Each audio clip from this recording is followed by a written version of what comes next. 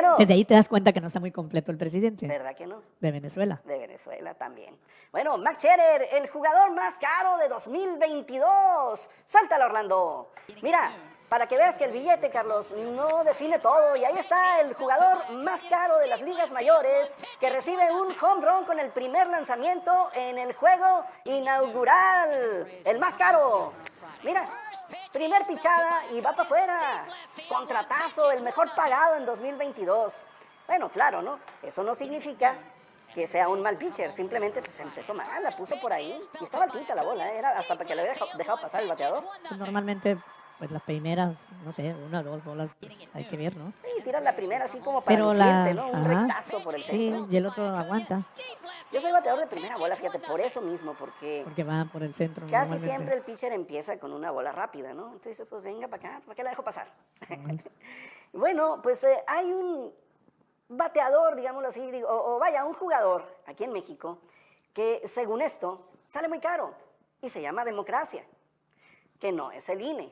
Es decir, la democracia es un concepto, es una filosofía, es un sistema de gobierno y hay quienes dicen hasta que es un sistema de vida. De vida. Ajá, que hace que las cosas sean justas y parejas, por decirlo lo más básicamente posible.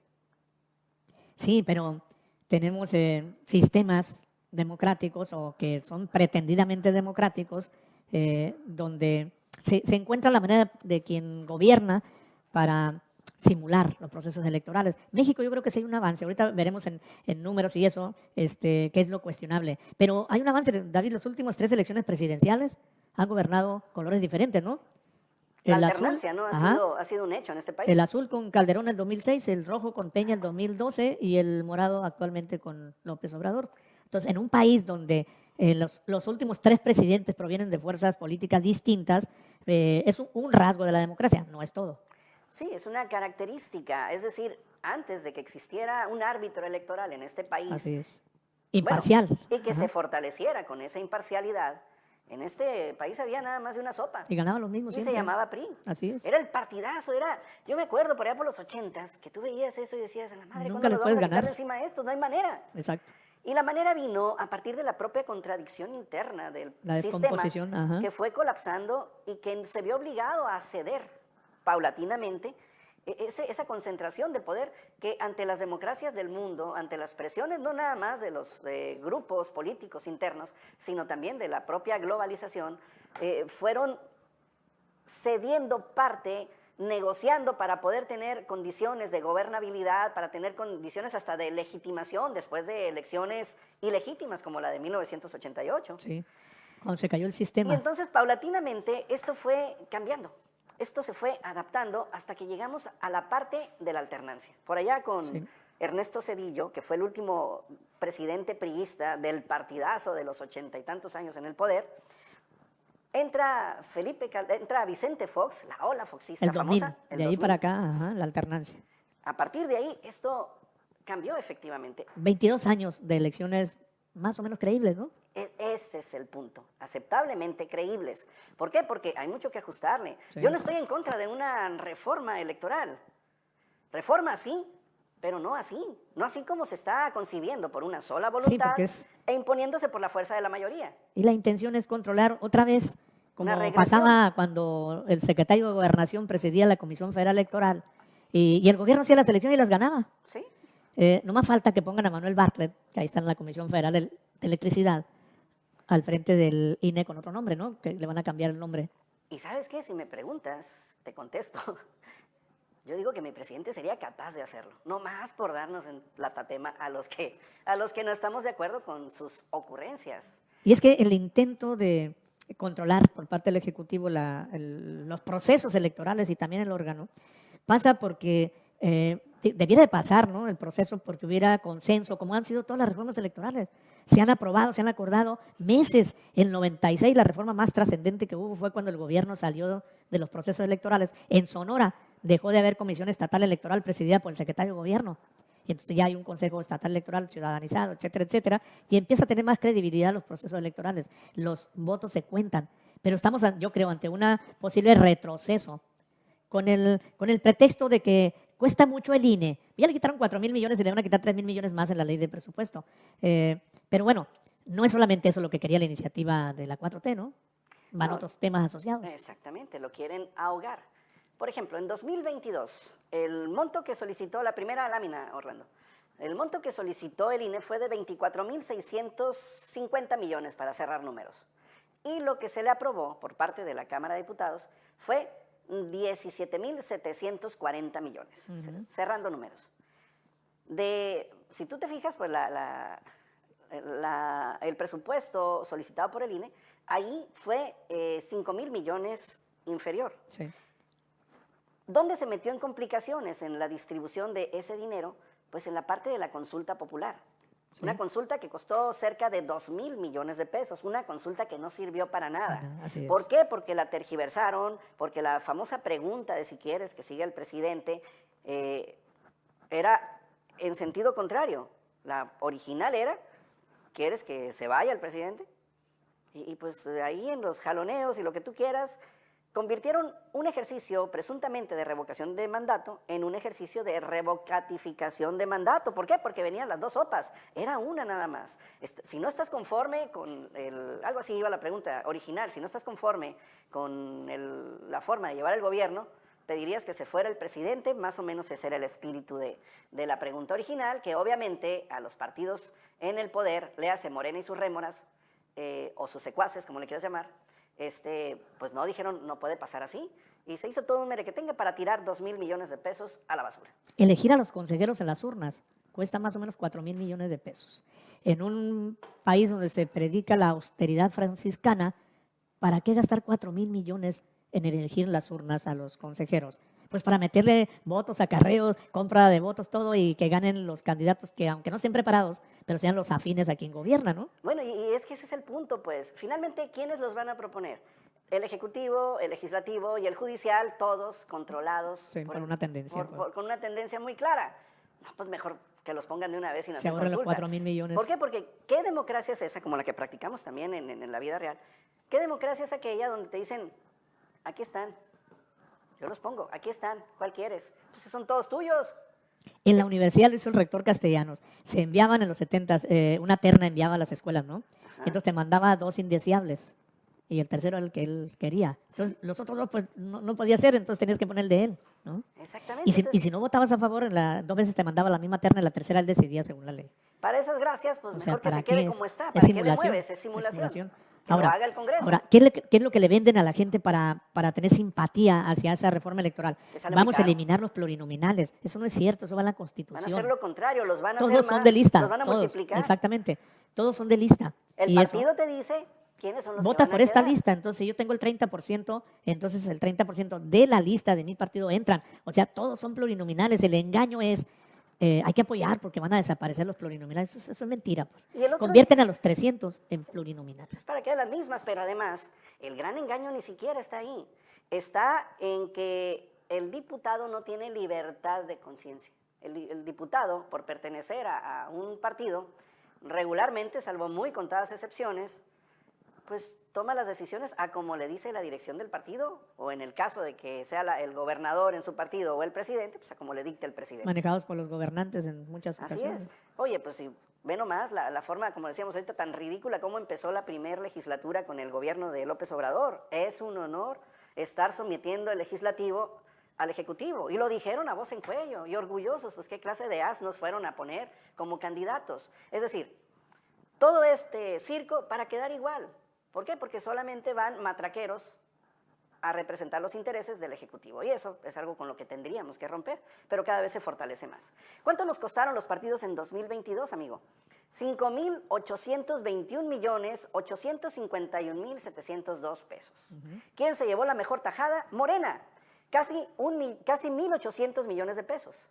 ¿Quién se llevó la parte más chiquita? Fue el Partido del Trabajo. Por primera vez en su historia tuvieron 400 millones de pesos. En su vida habían tenido esa cantidad de dinero ese partido, que siempre fue marginal y que por pegarse a la sombra de Andrés Manuel... Recuperó el registro. Sí, recuperó el registro y se llevó una lanota. Y por eso están tirados al piso. Y por eso no le dicen no a nada de lo que venga a la presidencia, así tengan que pisotear su propia presunta historia. Y ese Beto Anaya pues, es un cacique del Partido del Trabajo que tiene toda la vida como dirigente de ese partido. No ha habido otro No ha habido dirigente. otro. No ha habido otro y lo conocieras, no sé si lo conoces. Un tipo así que se siente mandarín chino, con pose de gran señor. Es que es y, admirador también son de mamilas Corea, bien ¿no? hechas. Amigo del presidente coreano. Sí, Del abuelo correcto. Kim Il-sung, que le heredó a su hijo la presidencia de Corea del Norte y luego al nieto, bueno, el papá, el actual presidente. Él vino, o hay una relación muy estrecha, ¿no? Entre ellos, el PT, con el gobierno de Corea del Norte, que la verdad no puede ser que en nombre del socialismo haya 3 generaciones gobernando de la misma familia, ¿no? O sea, ¿qué es eso? ¿Dónde se heredan Se los llama cargos? monarquía. En las monarquías. En las monarquías. Ahí son hereditarios los cargos. Bueno, pues y luego lo contradictorio, ¿no? Por ejemplo, ves aquí a Ramón Flores, fifí, ¿no? O sea, un tipo que de izquierda no tiene absolutamente nada, y ahorita tienen como presidente en el Congreso a una chica totalmente palacio, Que era panista. que era panista, que Y no fue sé- la que no le sé dio el dónde- voto al Maloro para lo de las luminarias. Sí, recuerdo. No sé dónde quedó Jaime Moreno Berry, que había sido dirigente del PT mucho tiempo. Que lo entregó dócilmente, ¿no? Y ahorita está trabajando en el gobierno, está en bienes y concesiones del gobierno del Estado. Pero no sabía. ¿Eh? No sabía que estaba por ahí. Por ahí anda el buen Jaime. Bueno, pues mira, el presupuesto 2023 estaba proponiendo 14,400 millones de pesos. Ujú. En su desglose de presupuestal, pues estaba hablando de, vamos a los renglones más altos, credencialización y actualización del padrón electoral. Fíjate, es lo que se lleva el 26.9% del presupuesto. 3,896 millones para que tú y todos nosotros podamos tener una credencial registrada en el padrón electoral. Una credencial que tiene muchos usos aparte del de votar. Y que no es nada barato producirla por los altos niveles de seguridad que conlleva emitir esa credencial. Sí. Luego dice órganos desconcentrados, operación de las 32 juntas locales y 300 distritales, un presupuesto muy parecido del 26.1% por 3,768 millones de pesos. Y bueno, ahí siguen todos los renglones del gasto o del presupuesto de egresos del INE, que quedó con el moche presupuestal en algo así como 10,000 millones de pesos. ¿A qué le tumbaron?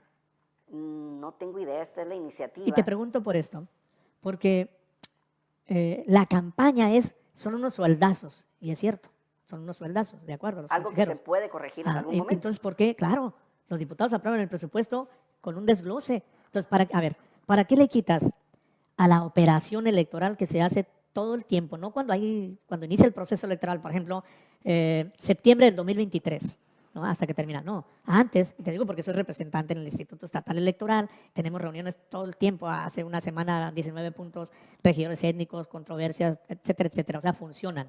Se tienen que rentar oficinas. Yo no sé por qué no compran oficinas, porque se tienen que rentar por un año mínimo, en todos los municipios, en todos los distritos, en las juntas locales, etcétera. Bueno, no les quites ahí, porque es la operación que te garantiza una estructura electoral para que haya la votación. Luego, no les quites en cosas así que son indispensables. Entonces, quítale la partida que dice sueldos y no sé qué.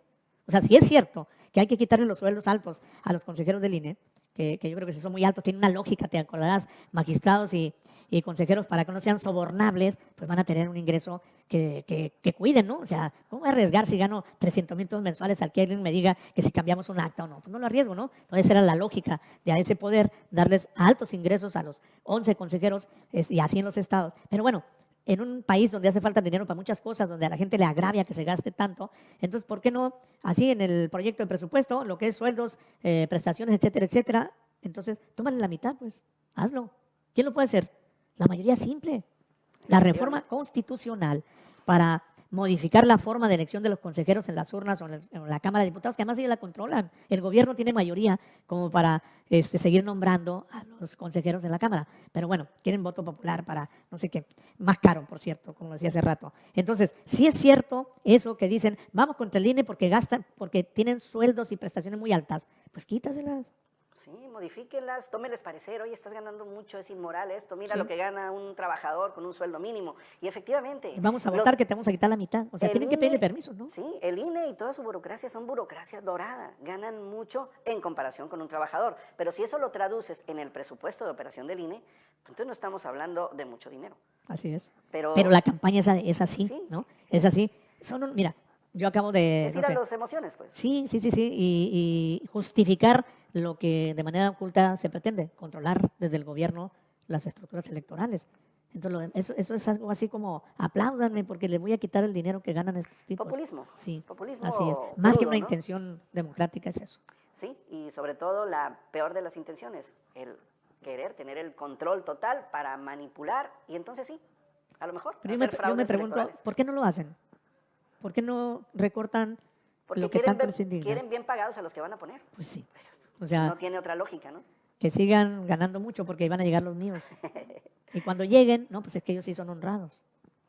Bueno, pues así las cosas. Nos faltaría nada más decir con esta última lámina que, bueno, por un lado dicen que gastar en el INE 14,000 millones es un escándalo, es un exceso. Pero ¿qué me dices del costo de operar dos empresas con pérdidas enormes y seguirle metiendo dinero bueno al malo? Pemex y Comisión Federal van a tener un costo financiero para 2023 de 183,927 millones de pesos. Es decir, casi más de 10 veces, 14, más de 10 veces, en comparación con lo que cuesta la democracia y lo que te contrapresta un esquema democrático, frente a la decisión presidencial de seguirle metiendo dinero bueno al malo, seguir acumulando pérdidas en por lo menos una empresa que es Pemex, que es un hoyo negro, que no para de chupar presupuesto, y con una comisión federal que a partir de la administración de Manuel Bartlett se volvió una empresa con pérdidas. Vamos a sanear Pemex, me acuerdo haber escuchado esa promesa, ¿no? Vamos a sanear Pemex, etcétera. Vamos a combatir la corrupción. Y el líder petrolero, que ha sido senador de toda la vida, sin ninguna intervención, ninguna Carlos iniciativa. Romero de Champs. Sí, o sea, combatir la corrupción. Les entregó el sindicato, pero sí, dejó a uno de pero los a él lo investigaron, lo procesaron. Nada más, No. algún escándalo, me acuerdo en algún momento, que la cuenta bancaria de una hija del líder petrolero eran 2,000 millones de pesos. La cuenta bancaria de una de sus hijas. Entonces, fue investigado dónde procedían los 2,000 millones. No. No, y o sea, se ha enriquecido el tipo. Ahí tienen el expediente para si se ofrece, pero Para no. si toma alguna ruta que no sea de La acordada. someterse, ¿no? Pero yo digo, combatir la corrupción en Pemex, pues empiecen por el líder petrolero. Sanear a la empresa, pues no se notan los números. No se notan los números, no hay una administración más eficiente. Y el petróleo tiene buen precio, sube, etcétera. Hay ¿cómo se llama? Un excedente que ingresa. Que se ha estado aplicando en el subsidio a las gasolinas y que pues bajas el cero y no toca, no hay ganancia. Sí, o a los grandes proyectos Ah, sí, por supuesto. presidenciales. Bueno, entonces, el costo de la democracia, finalmente, Carlos, ¿lo vale? 14,000 millones o 25,000 millones en el proceso electoral de 2024, ¿lo vale? Yo creo que en una etapa en la cual debiera de consolidarse la democracia del país. Apenas tenemos 22 años desde que Fox ganó y le reconocieron el triunfo. Hacia acá, con 3 presidentes de fuerzas políticas diferentes, vale la pena que se destinen recursos, que se transparenten, se encarcele a quien desvíe recursos, se publicite en qué se gasta cada peso de todos esos 14,000 millones, se recorten los sueldos altos, etcétera. Si lo quisiera hacer realmente quienes gobiernan, ya lo hubieran votado en la Cámara de Diputados. Ya votaron el presupuesto de 2023 y les recortaron no, porque es faramaya, sí. Que ganan mucho. Exactamente. Yo digo, sí es correcto que haya, que tenga un costo, cuando menos en una etapa, hasta que se afiance la vida democrática del país, que no retroceda a los tiempos donde, o a esto que pasa en algunos países, no hay financiamiento público. Entonces, ¿quién se mete el dinero a las elecciones? La iniciativa privada, los empresarios, el dinero sucio, ¿verdad? Porque no hay financiamiento público, pero siempre hay dinero de todo, ¿no? Por arriba y por abajo, donde no hay financiamiento público. Por cierto, curiosamente, te menciono que hace años había un libro muy voluminoso de Miguel Alemán, que se llama Las finanzas de la política, donde compara todos los países donde hay financiamiento público y privado, la mezcla como en México, y donde no lo hay. Y la verdad es un riesgo eliminar el financiamiento público. Es que los poderosos, los del dinero, lícito o ilícito, controlen todo el proceso electoral. Carlos, ya lo controlan y ya le meten dinero sucio a las campañas y a los partidos. Pero bueno, ese es otro tema que también vamos a debatir. Sí, claro. Y yo diría, en torno a esto, si el costo-beneficio lo vale, yo digo que sí. Yo digo que sí, visto en esos términos, no es caro. Yo digo, reforma electoral, sí. Urge para arreglar excesos, para acomodar condiciones, para modificar privilegios. Y no me refiero nomás a los de la clase dorada, ¿no? de la burocracia dorada del INE, sino también de los propios partidos. Vivimos en un régimen partidocrático que tiene que terminar ya.